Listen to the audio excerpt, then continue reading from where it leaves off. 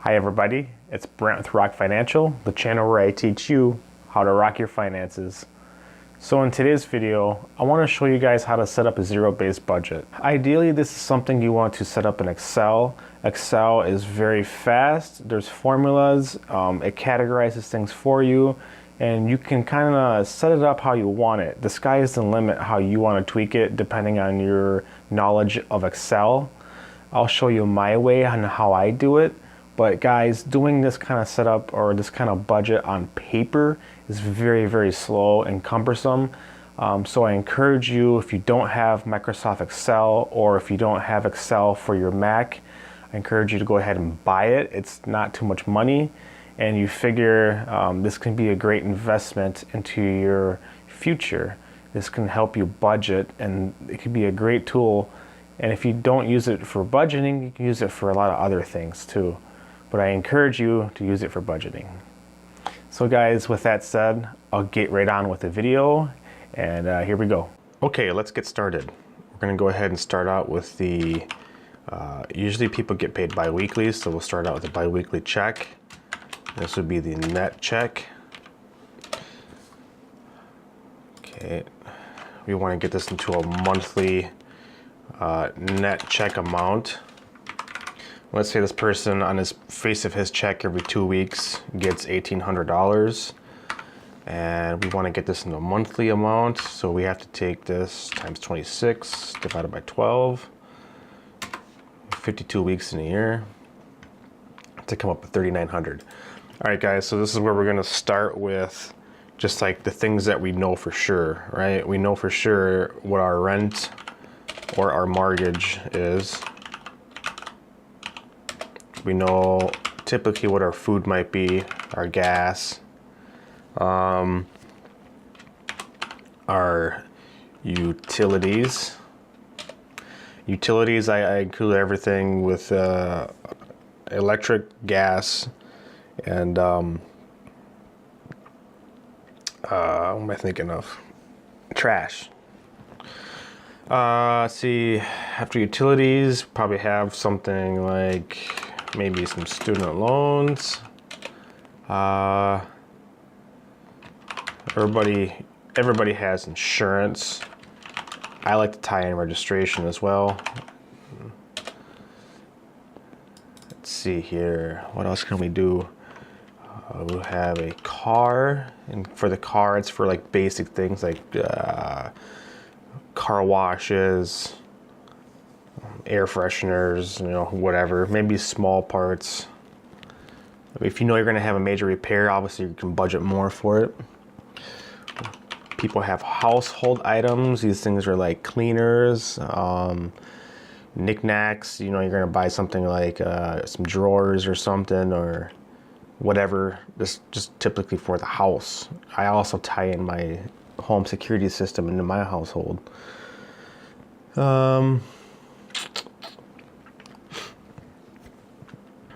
Boy, what do people usually have for bills? They have a cell phone, they'll have internet. Okay, and let's just leave it right there for now. For your rent or your mortgage, let's say this individual pays $1,200 a month. For food, it's just for themselves, so we'll say $350. Gas, let's say they spend $80. Utilities, let's say this person spends, I don't know, on an average per month, $110. Student loans, let's say they pay $500. Insurance registration, let's say they pay $80 per month on average. Car, let's give them $20 per month. Car washes are pretty expensive. Let's go ahead and say like $35 for that. Household items, let's say $100. 50-50, I would imagine for a cell phone and internet, call it $100. We'll call it 105. How about that? All right, so now we have a leftover account, and this is going to be our fun money.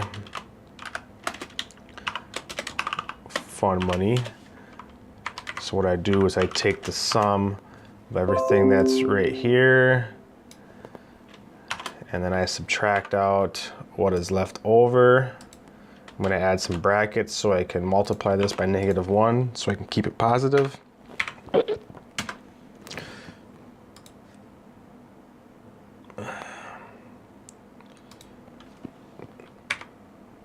Multiply. There we go. 1340 is what we have left over. That's quite a bit of money per month to have left over. I mean, this is just a quick budget. This person might have a lot of other stuff. So I call this tab the master tab. Go ahead and copy this. I'm going to paste it over here. We'll just do the formatting here. Now, what I'm going to do is take this and I'm going to turn it into an annual table. This will be for the annual budget overall. And then I create a new tab. So this is where I put the months in. Let's say we're in March. I want to grab this table.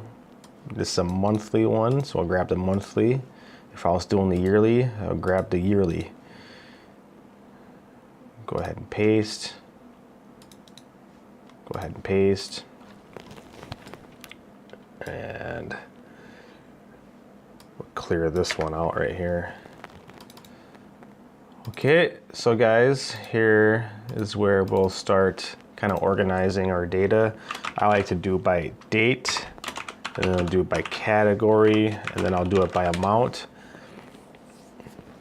And let's see here. I'm gonna go ahead and add the formulas in. So this is gonna be a sum if the range is gonna be everything that's, I want to sum by category. So I'm gonna sum it by that range.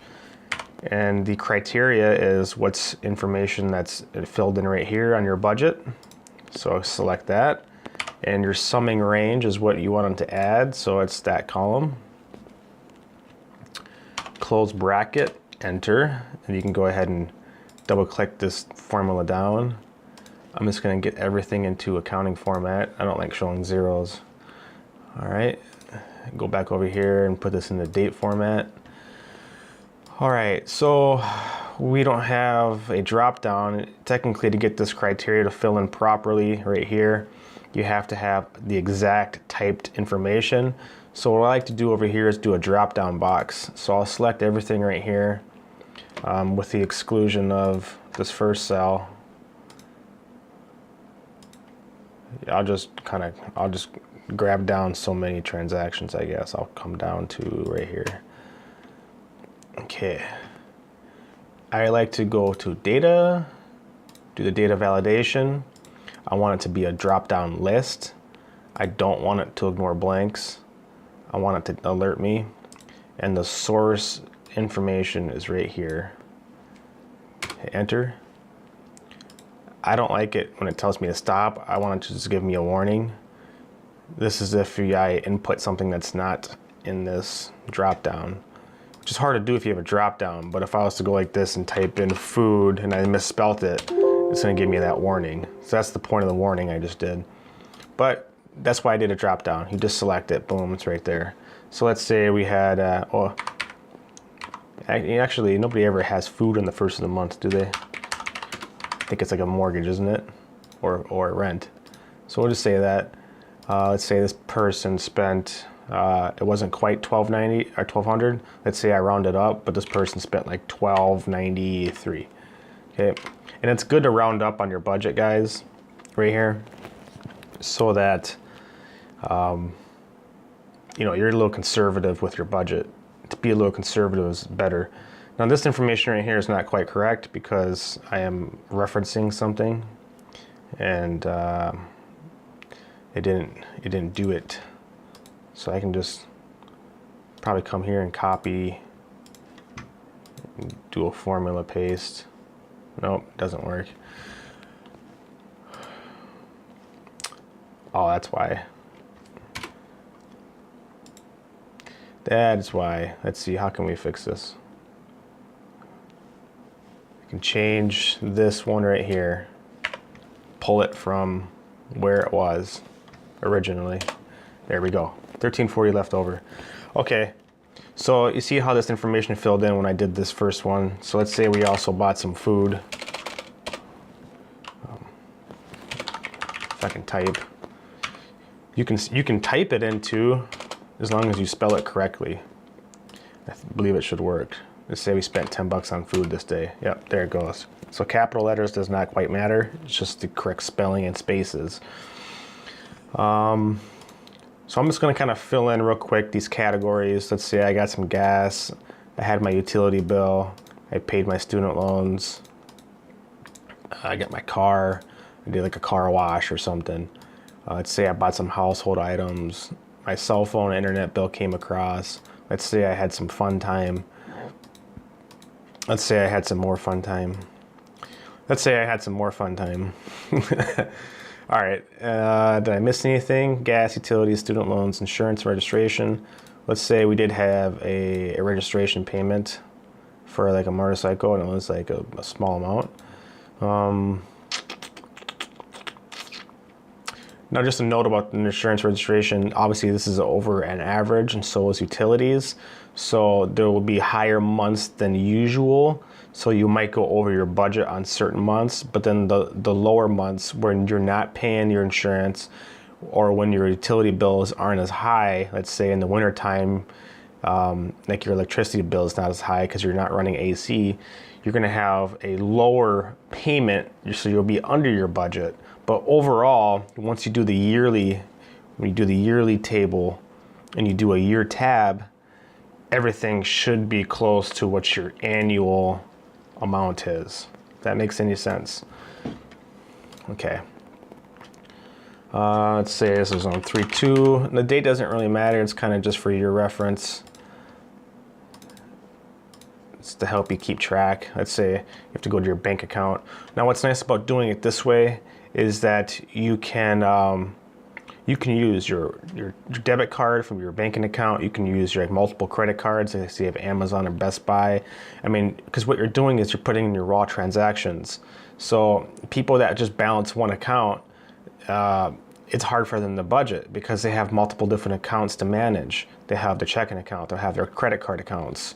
And that's just, this is just a much more simple way.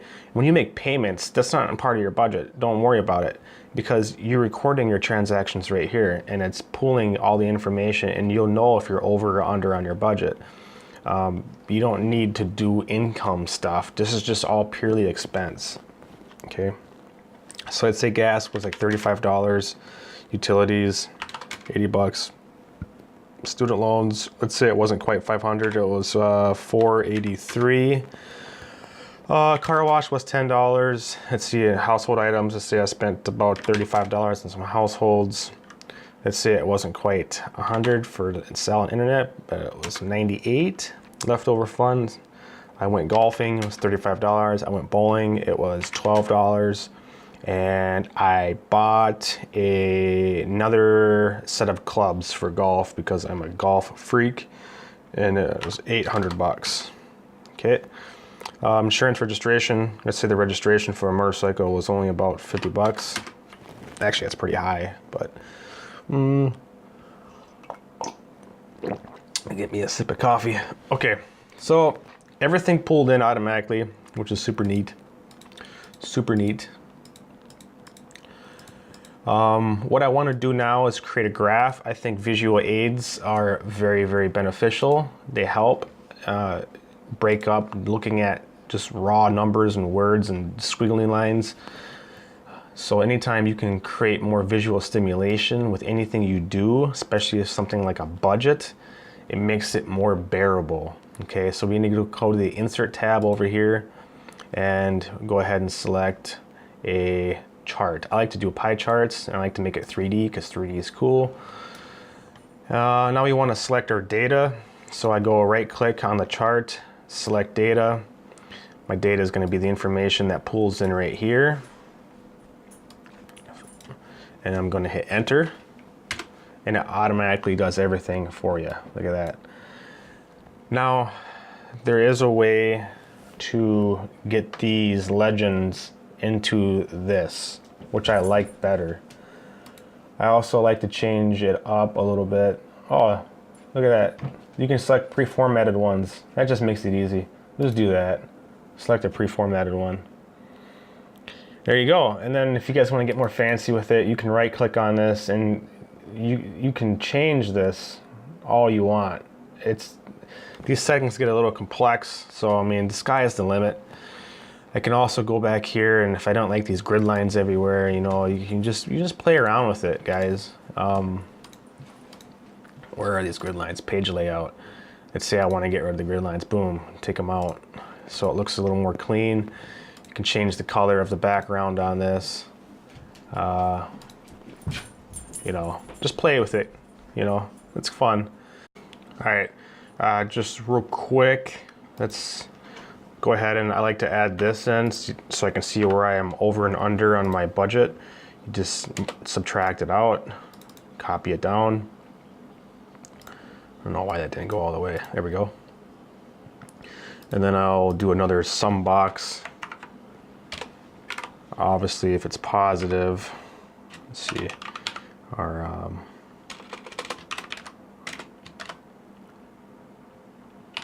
fund money slash, we'll say it, call it like a deficit, because it'll be negative if you go over. All right, so let's say I had something that was, let's say I had some fun money and I wanted to have a lot of fun, and I spent $550 on I don't know, some fine wine. That'd be ridiculous. Oh no, I had a lot more money. Okay. Let's say I also bought some fine wine, but I wanted to fly to California and it cost $800. There we go. Now it's negative. Now it shows a negative. Now also, you might be saying, well, I'm not salaried, I don't get a constant paycheck. Well, you know, okay, that's fine. Just come over here and be creative with it. Create another column over here for what you think you might make for the month, and just say, I think I might make, you know, $3,700. And then what you're gonna do is just you make another table and, you know, organize it the way you want. You know, it's fine. Just go ahead and do the formulas. And I want it to, yeah, pull from right there, boom. So it's automatically calculating for that. Let's say I didn't make $3,700 this month, I made $3,200. Okay, well, you got left over $640 then. It just makes it a little more difficult when you go to these and you have to make sure that these amounts are correct. So you don't always want to reference what's over here. Sometimes I'm salaried, so I'll just go over here and reference these, and it's locked in as a formula. Now the problem is if I get a raise, no, this is going to change. Check over this $1,340 amount. I get a raise throughout the year. I say it's like $4,200 now every month I get. Okay, it's at $1,640. Now how to get that to not change is you'd go back. It's back at $1,340. You just copy everything. And you paste values. Paste as values. It's no longer a formula. It doesn't tie over to the other sheet. So if I was to change this to, all of a sudden I made $1,000 negative budget, it stayed the same. So guys, that's all I have for today. If you liked the video, please like below. If you have any questions, go ahead and comment below and I will get back to you as soon as possible. Please subscribe to the channel, as it's the best way for you to get updates on when I upload future videos. All right, talk to you next time. Take care.